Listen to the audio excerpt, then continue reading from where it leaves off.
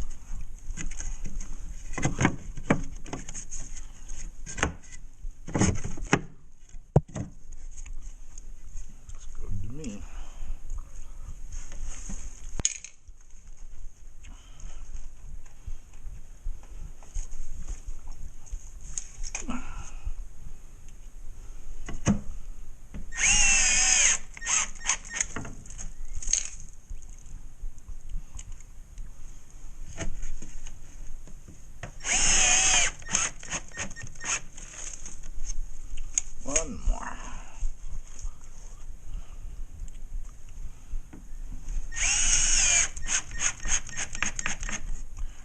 Alright, this bracket needs to be secured.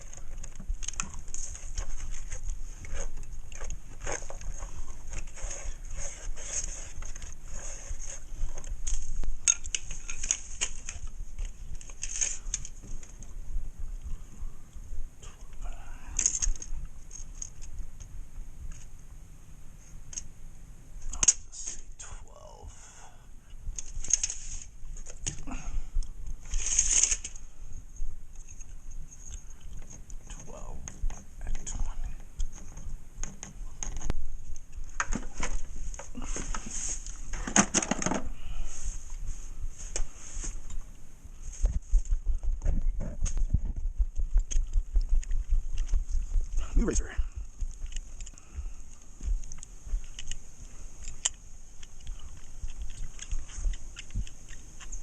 Okay.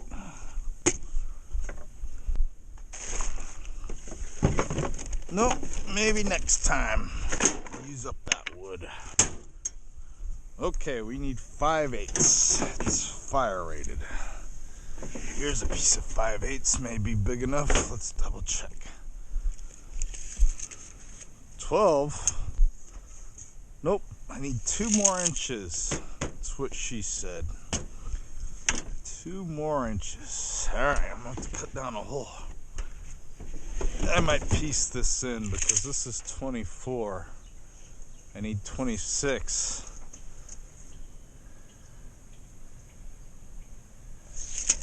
I'm just going to have to use half of this section.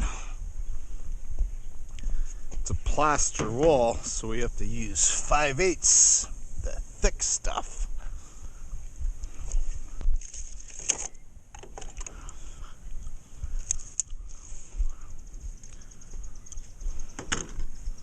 But we're going to be at 12.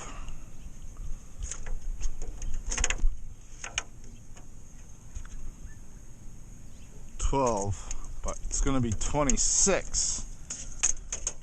So it could have been almost easier to use that piece and just piece it in, because I'd be here at 12.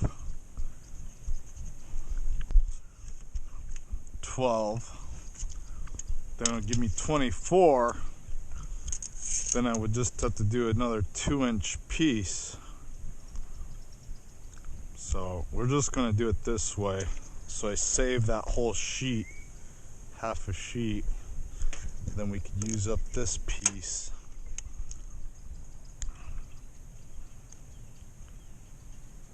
Right? I think that'll work best. Let's save resources. We'll piece it in. No problem.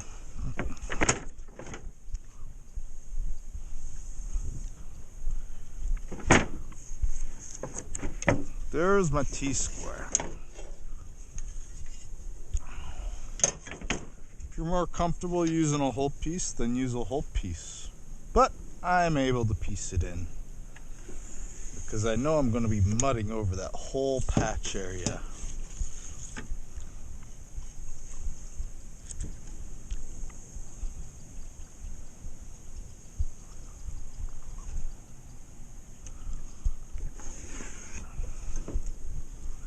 Right?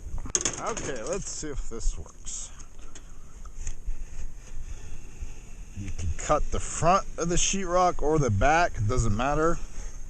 With 5/8, I sometimes like to go over it twice. Try to get down pretty deep. 1/2 inch, you just have to go over it once and then snap it.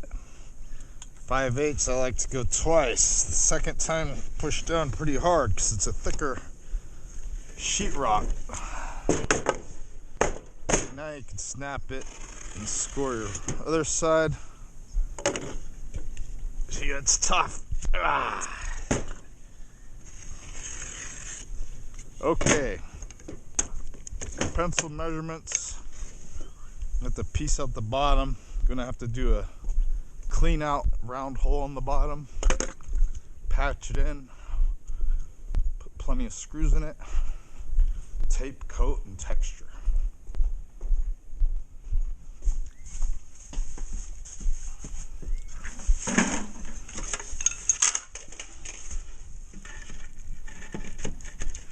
Go below the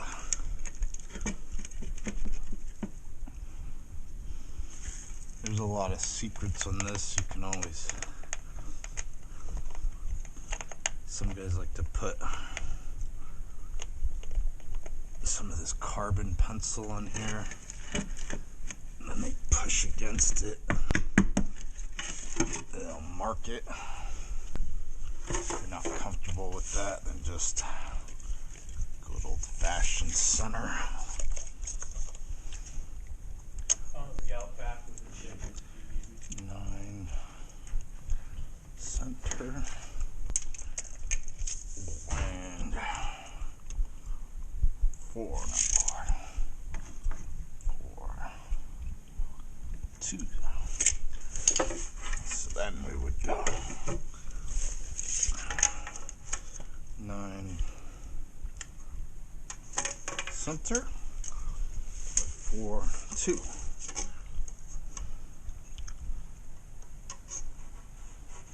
That would be the center point.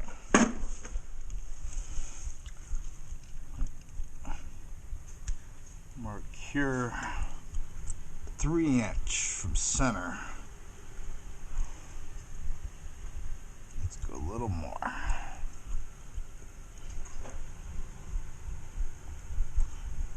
Tad bit less.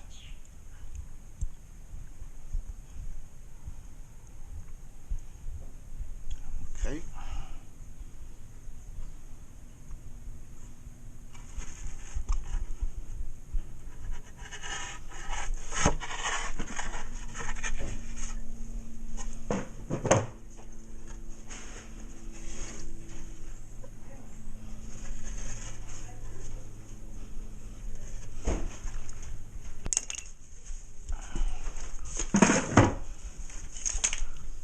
Okay, keyhole saw works good.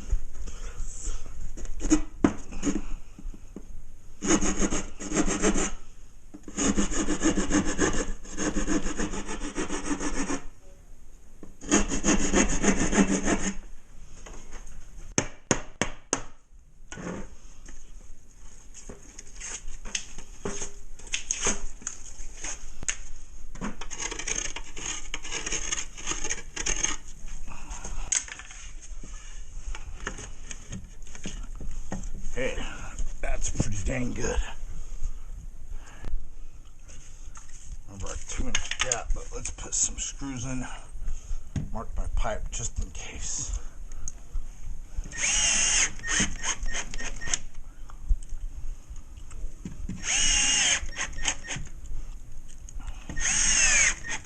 I like to do screws every 4 inches or so.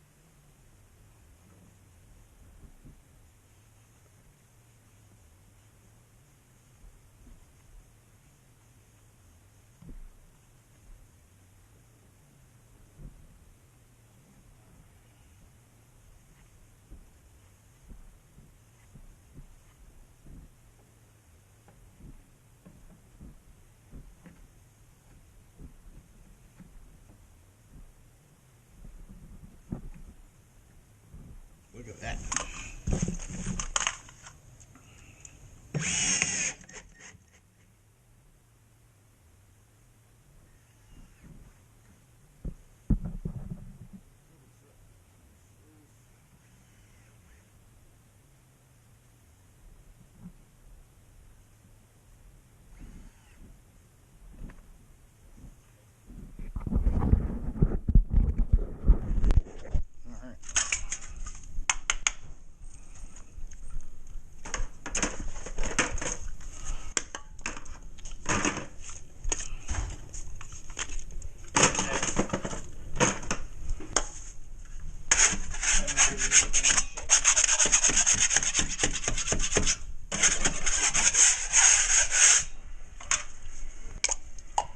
Alright, spray glue.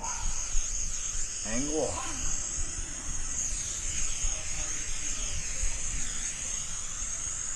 Yeah, there's a gap here, so I might run some tape on the bottom.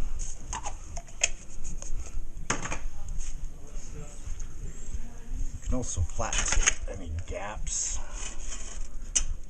This angle, no big deal. A double layer.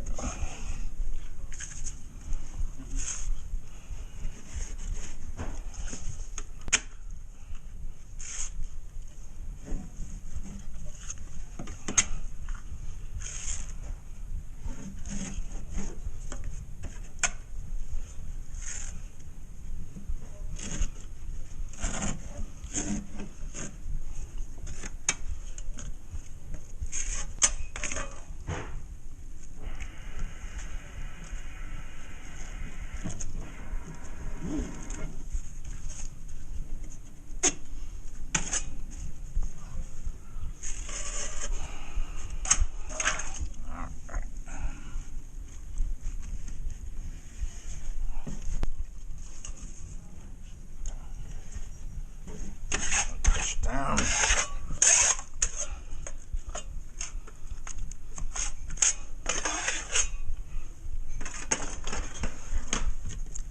Keep this clean, so I'm gonna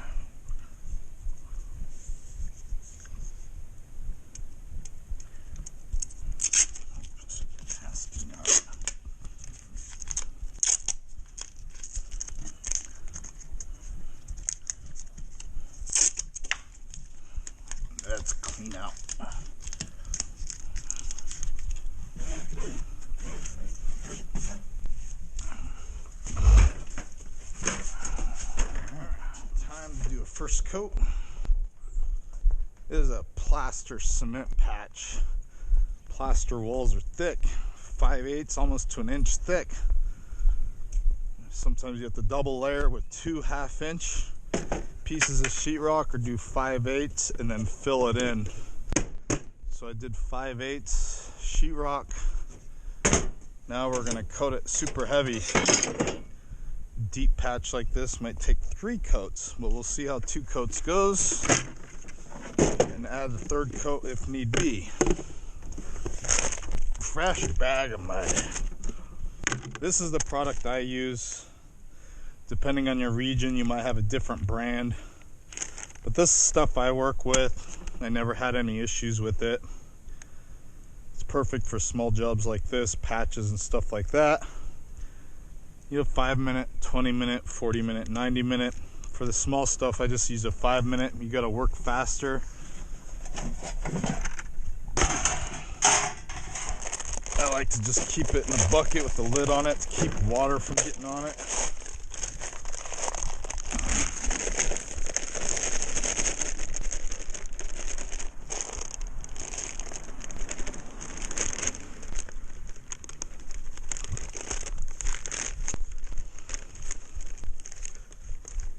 All right,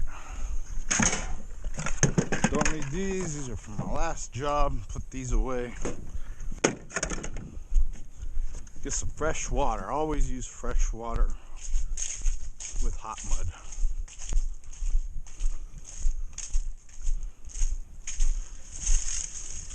What is this nightmare? All right.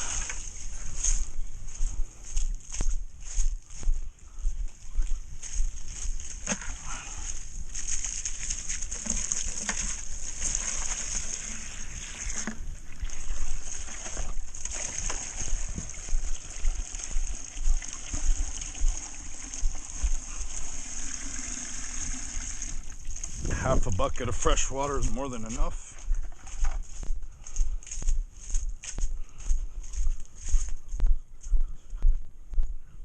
All right, first coat. Mix it pretty heavy.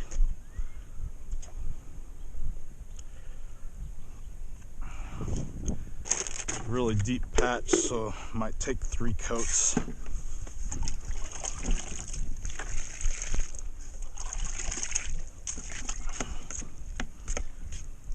We use fresh water because dirty water will sometimes make your mud set up faster or won't set up at all. So always use fresh water whenever possible.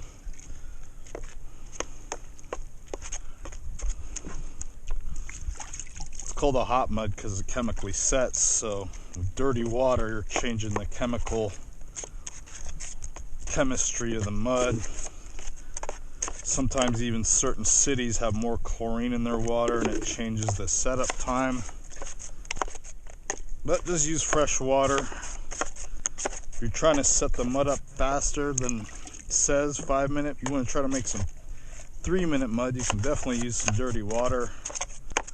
Once in a while we'll do that trick if we're just doing really small jobs. Mixed up thoroughly, real heavy mud. This is a first coat mud, so it's heavy. Coating knife, 10 or 12-inch knife. I always use my 12-inch knife, my go-to knife.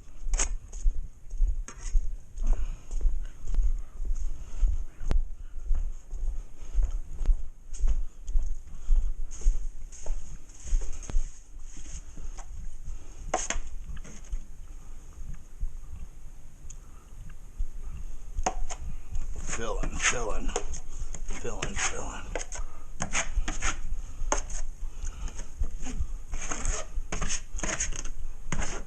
Pushing the mud in the gap.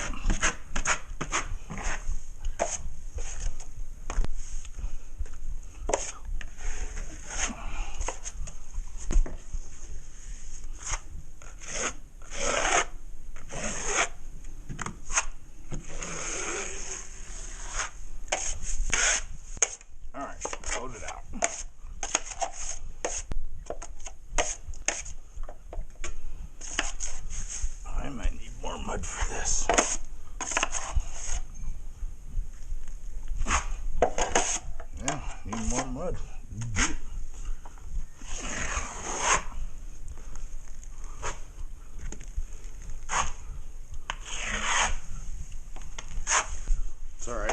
mix a little more in here. Said this is a deep patch, so we're gonna fill it in real heavy first coat. I could have ran 5/8 and then maybe 1/4 inch sheetrock, but I don't have 1/4 inch sheetrock, and that's way too much materials to buy a whole sheet of 1/4 inch sheetrock just for a 2-foot piece. So we'll just do another coat of mud, real heavy. Nice fill in.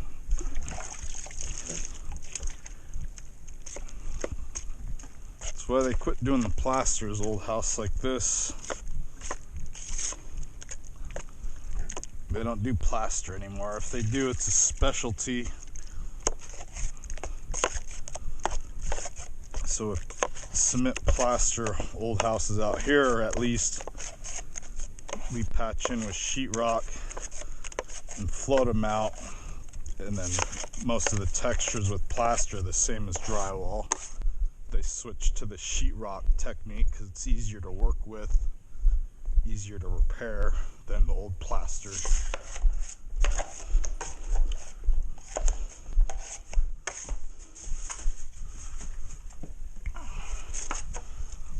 Okay, nice and heavy. Nice and heavy.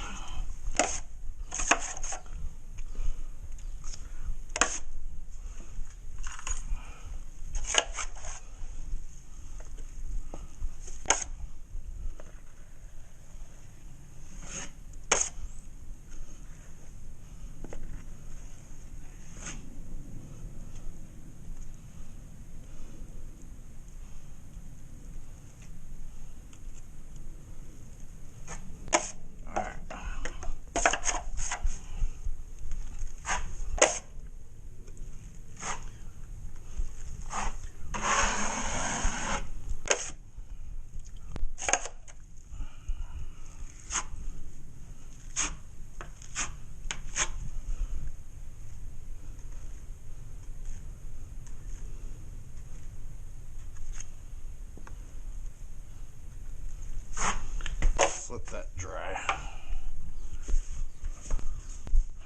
Let it dry. Nice heavy coat. 5-minute mud. Give it about 5 minutes or so to set up. The good thing with hot muds is when they set up strong. Strongest material on the market, pretty much. Old bag works good as a trash bag.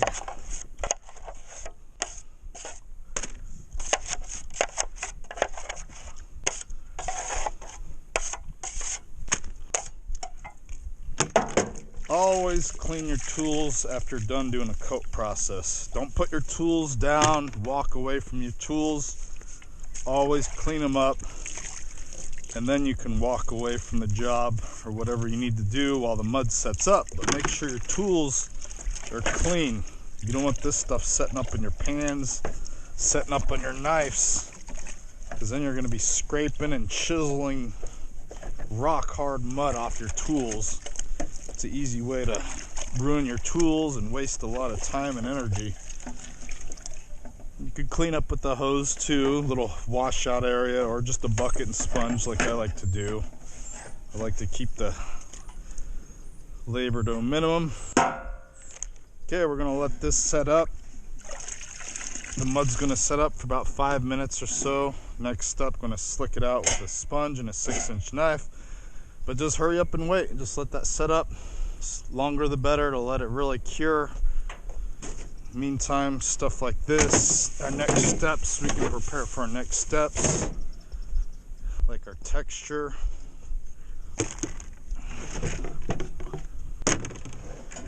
Also, dumping your mud out here, you can always test it. You don't have to go inside and check on the patch every few minutes. You can just come, okay, well, it's not ready yet. So that's my timer. Analog timer, they call it. This is just a joint compound capped off. Dump off the extra water. Mix it thoroughly. I always use the hand mixers. You can use electric mixer, paddle, whatever you want to use.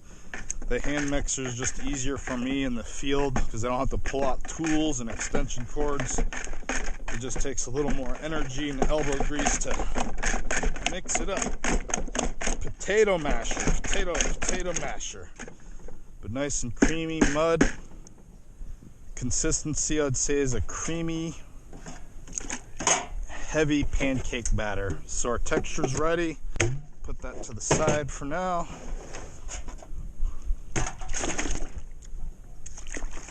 Hand wash our paddle stomper.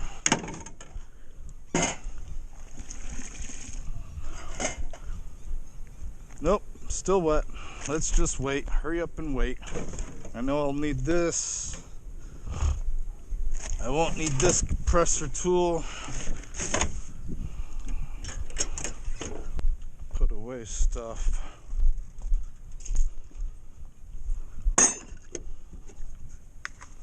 Little hand sprayer.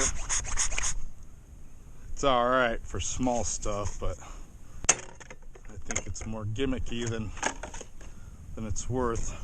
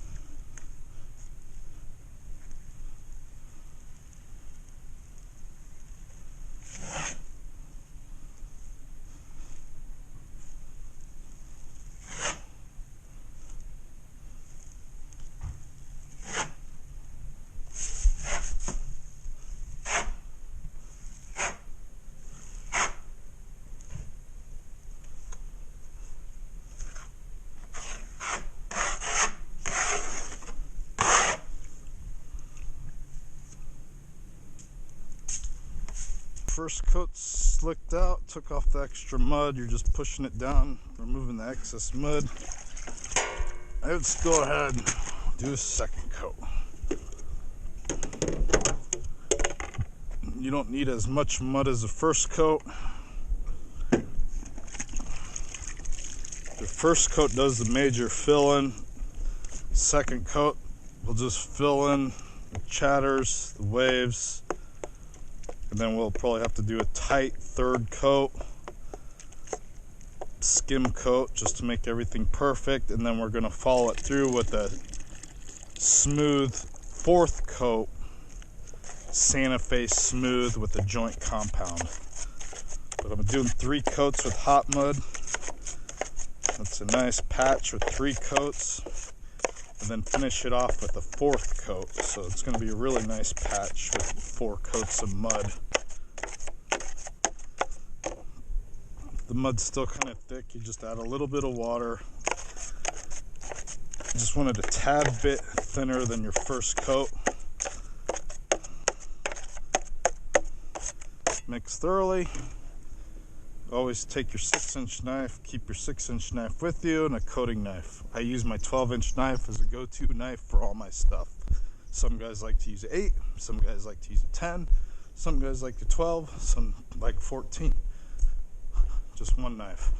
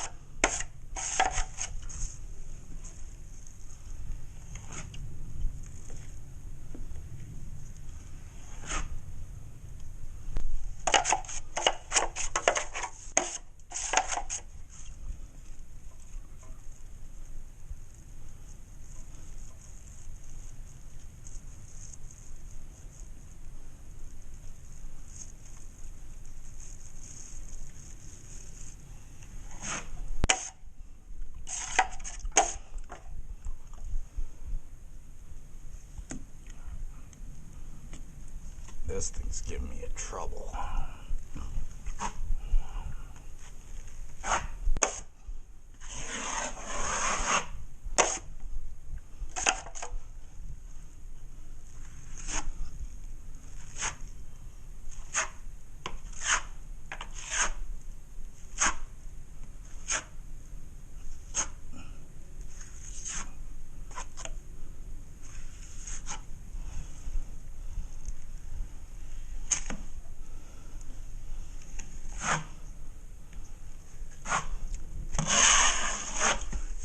Second coat. Let it dry.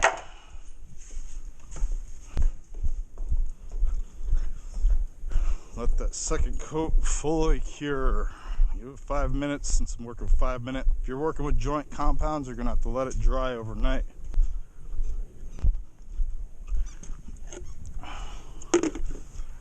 Always clean your tools after your coat process. Number 1 rule.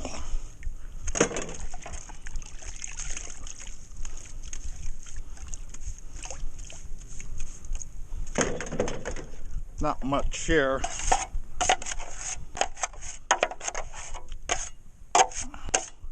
Put that to the side so I can test it to see when it's setting up, so I can go back in there and slick out the second coat.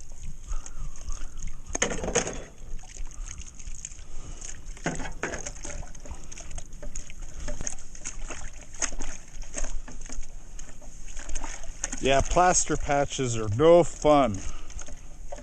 Sometimes I'll get jobs, they ask me to estimate it, and they'll have 100 patches in a plaster job.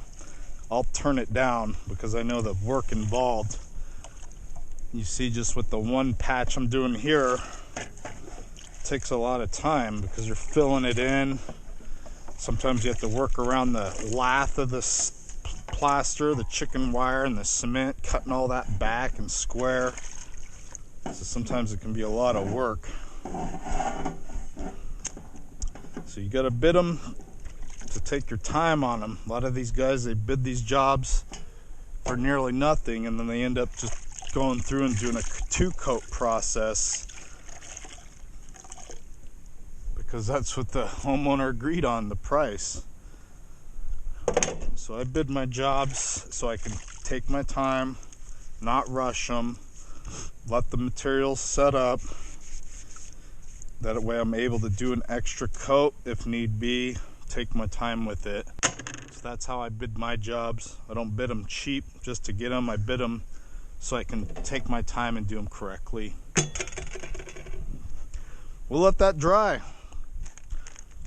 5-minute muds, we'll get about 5 minutes or so, take a break. All right, it's setting up, so let's go slick out second coat.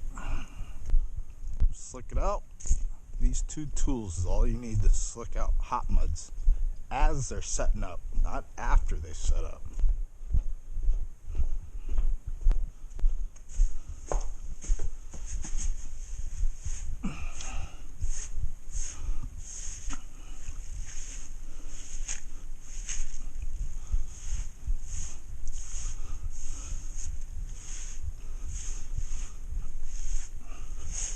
Angle, base area, around detail.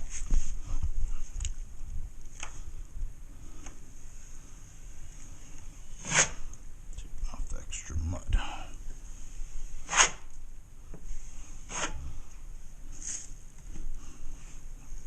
This.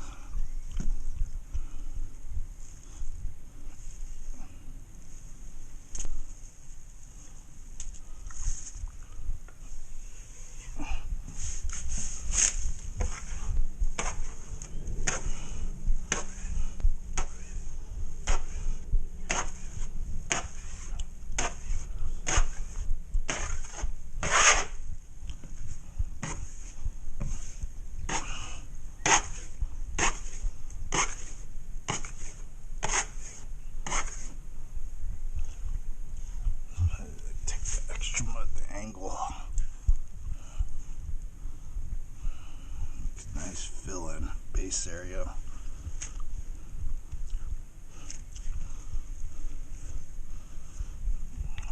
Pull it through with the sponge. It's almost almost like you're caulking. Extra mud.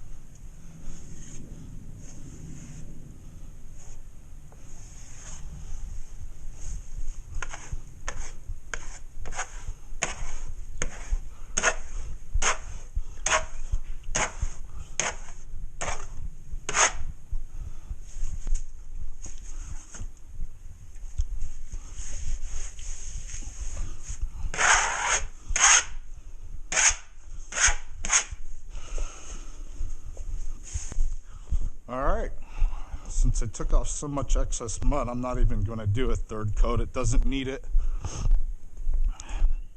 There's plenty of fill in there. It's a pretty big, heavy, floated out patch. So I don't want to put any more materials on it and create a big hump on the wall. So we're just going to let that hot mud set up another couple minutes. In the meantime, put away my hot muds. Now we're going to get ready to do a joint compound texture. This is the texture I mixed up earlier. I don't need much. We're just basically going to do a skim coat on the patch with the joint compound. I don't texture with hot muds. I know some guys do. I don't recommend it. Always finish your patches with a joint compound or a mud that's meant for textures, like a topping. There's special spray texture powder mixes. The joint compounds and the textures are a softer, creamier mud. The hot muds, if you look at it really closely, it's smooth, but it's kind of coarse. So to get the perfect finish, I recommend using a joint compound that has to dry overnight. This is a thinned, creamy joint compound, like heavy pancake batter. Notice it's not all falling off my knife. It's not watery thin. But you want to be able to work with it, not putting mud on the wall. You need some consistency to the mud. Next up, I'm going to use a 12-inch knife to texture it on. Basically like we're coating it, but we're just doing a tight skim coat. On here it's called a Santa Fe, so it's not put on perfectly smooth. There are imperfections in it. They call them voids, Santa Fe voids. Texture up higher. I'm just going to texture to the corner bead.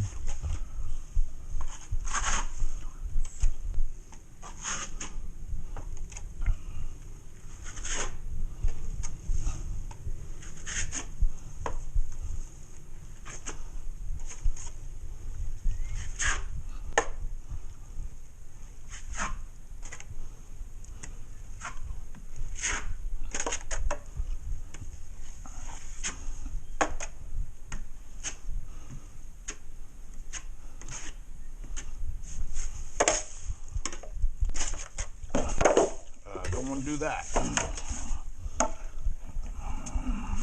Alright.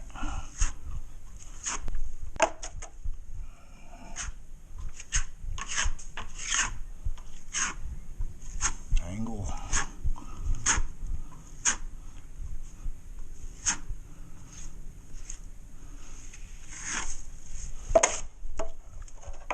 On detail, use your 6-inch knife. Make it easier to work around your detail, base area. clean out, drain.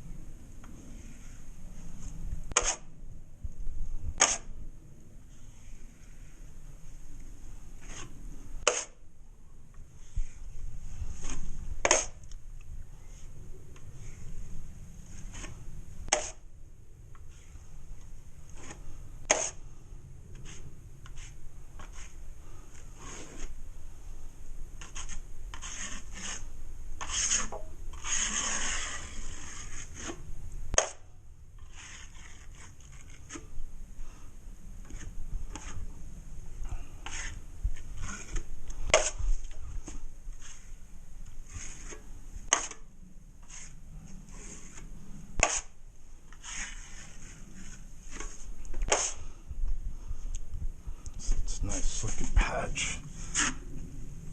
Take your angle out a little more.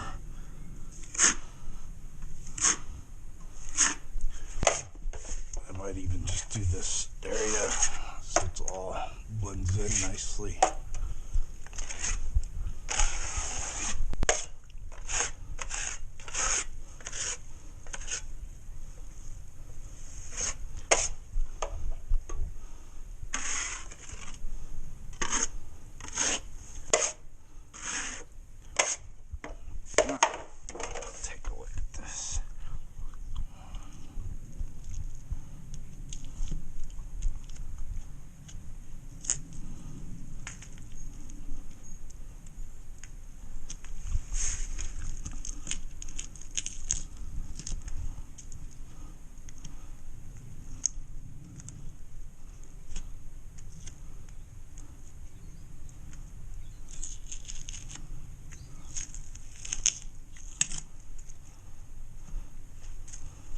All right.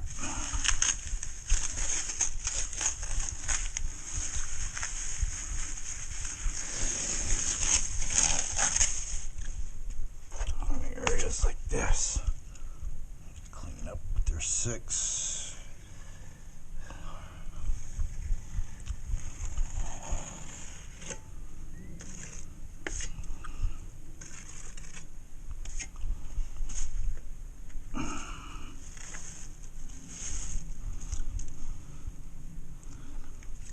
All right.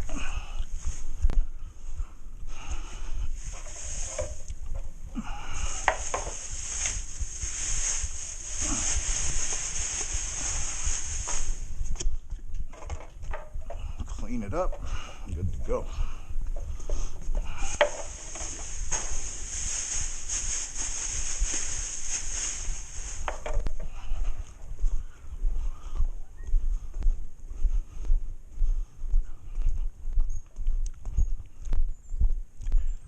Yeah, the joint compounds texture, you just gotta let it dry overnight.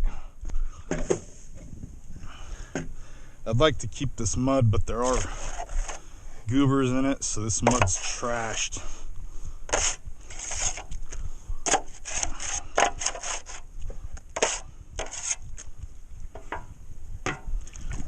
Wash your tools. Put everything away, and then we go back inside and wipe everything down with a clean, damp rag, sweep it out, and that's it for that patch. Just gotta let it dry at least a day or so, and then they can lightly sand it with 150 grit to 220 grit sandpaper. Always primer. You always primer drywall repairs, patches, any type of drywall repairs have to be primered before you paint.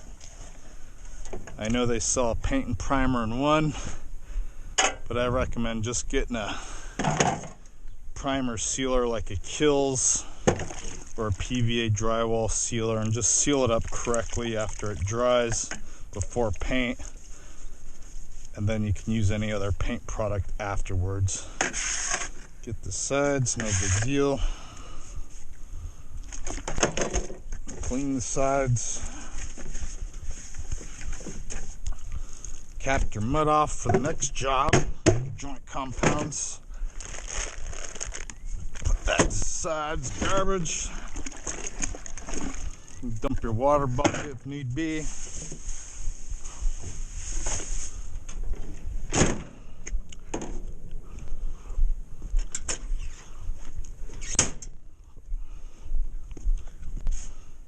But yeah, you see the effort that goes into one little patch, plaster patch, working around that P-trap, or that clean out didn't make it easier. Clean rag, clean water. I like to always wipe down the base areas and the work area whenever possible. It's easier to clean any wet mud now before it dries. Just makes a nice job.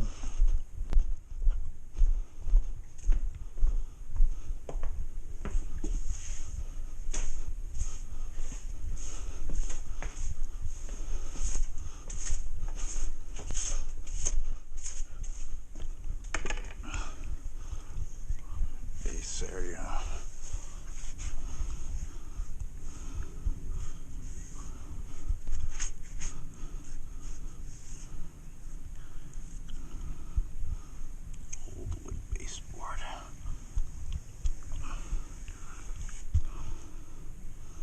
And it's almost like caulking the wet mud, so it fills it in nicely. Now they don't have to caulk the baseboard.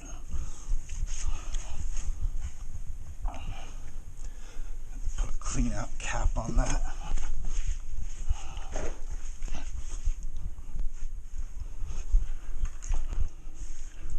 Yeah.